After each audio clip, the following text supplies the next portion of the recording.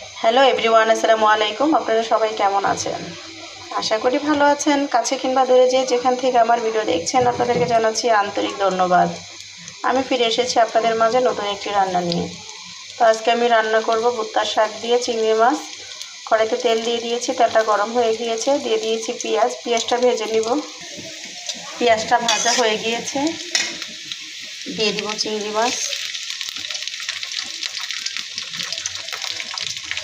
মাছটা ভেজে নিব।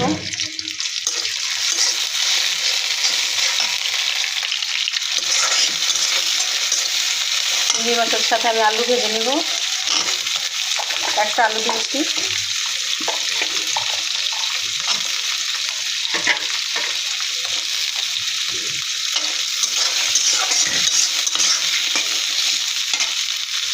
আমি চিংড়ি মাছের মাথা ফালাই নিয়ে বেটে নিয়েছি, দিয়ে দিলাম। একসাথে ভেজে নেব।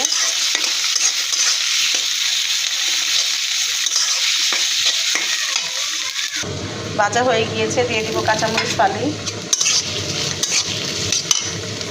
দিয়ে দিব হলুদ, মরিচ, লবণ, ধনিয়া গুঁড়ো একসাথে দিয়ে কষিয়ে নেব। কষানোর জন্য কিছুটা গরম পানি দিয়ে দিব। আসলে গরম পানি দিয়ে রান্না করলে তরকারির কালার এবং খুবই স্বাদ হয়, এর জন্য আমি গরম পানি ইউজ করি। আসলে একই রান্না এক একজন এক একভাবে রান্না করে।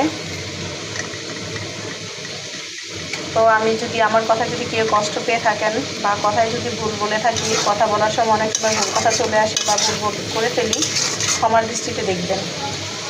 ভালো করে কষিয়ে নিব। মশলাটা কষানো হয়ে গিয়েছে, এখন দিয়ে দিব শাক। ভুট্টার শাক আগে থেকে কেটে পরিষ্কার করে রেখেছি। এখন আমি ঢেকে দিব। আমি এই শাক ভাজিতে পানি ইউজ করব না, এমনিতেই পানি উঠে গিয়েছে, এই পানিতে সিদ্ধ হয়ে যাবে। হয়ে গিয়েছে, এখন দিয়ে দিব ধনিয়া পাতা কুচি।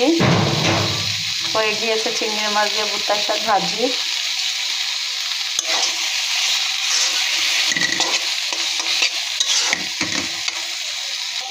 তো হয়ে গিয়েছে, এখন নামিয়ে নিব পরিবেশনের জন্য।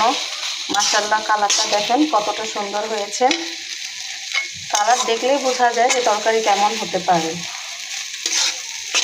আমি খুব সাধারণভাবে রান্না করার চেষ্টা করি, জানি না আপনাদের কেমন লাগে। তো এখন পরিবেশন করব। ফাইনালি মাশাআল্লাহ, লুকটা দেখেন কতটা সুন্দর হয়েছে। লবণ চেখে দেখলাম, মাশাআল্লাহ খেতেও খুবই মজাদার হয়েছে। তো আজকে এই পর্যন্তই। আল্লাহ হাফেজ।